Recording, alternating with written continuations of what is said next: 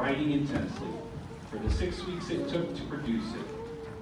Well, he wept and laughed and wept again, and excited himself in the most extraordinary manner in composition. He paid for its publication himself, insisting on fine paper, hand-colored illustrations, and a tidy red cover, then watched with glee as it sold 6,000 copies on the first day of publication.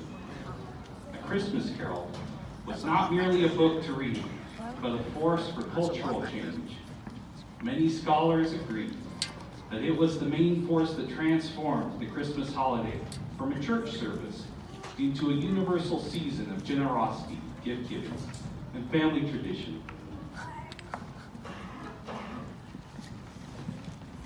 I don't have time to tell you the whole story of A Christmas Carol, but what I will tell you about the ghosts that visited Scrooge on Christmas Eve. Scrooge lived alone. He made a lot of money, but never used it to help the poor. He was mean to his nephew Fred, and mean to Bob Cratchit, who worked for him. One Christmas Eve, ghosts visited Scrooge. One was Scrooge's partner, Marley, who died 7 years ago. Marley drug chains, cash boxes, keys, and padlocks on his body. He told Scrooge that each link was for being selfish. He was not kind and he did not share. Marley told Scrooge that if he didn't change, then he would also drag chains when he died.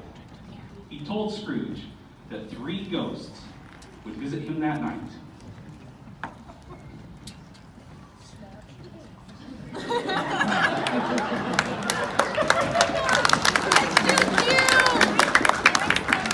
The first ghost was the ghost of Christmas past.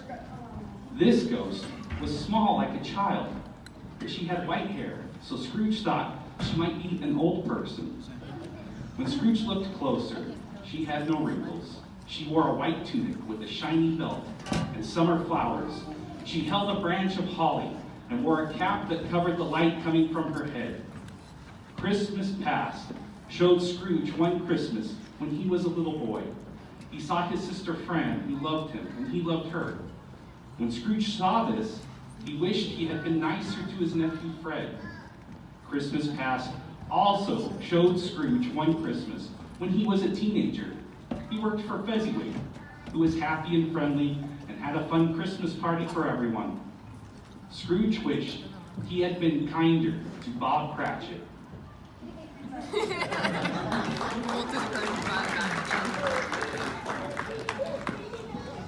The second ghost was the ghost of Christmas Present. Christmas Present wore a green robe with white fur trim and a holly wreath on her head. Christmas Present was surrounded with wonderful food. Christmas Present showed Scrooge Bob Cratchit's home full of children. They were poor but happy. One little boy named Tiny Tim had a crutch. Scrooge did not know this. He wondered if Bob Cratchit had enough money to get Tim to a doctor. Christmas Present also showed Scrooge Fred's house, where they were having a party. Scrooge was sorry that he had been mean to Fred.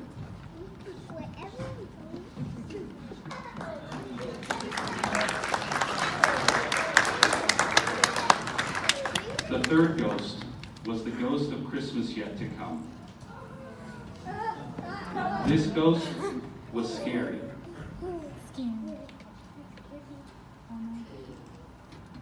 It had a black cape, and its face did not show. It did not talk. Scrooge could only see its hand point to things. It pointed to a grave for Tiny Tim. It also pointed to a grave for Scrooge.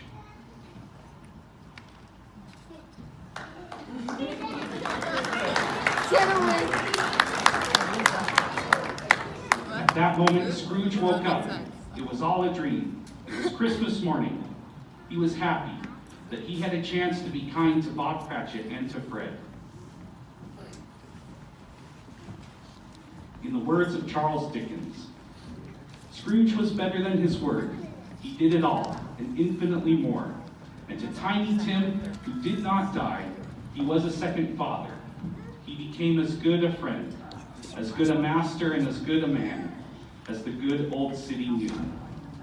It was always said of him that he knew how to keep Christmas well.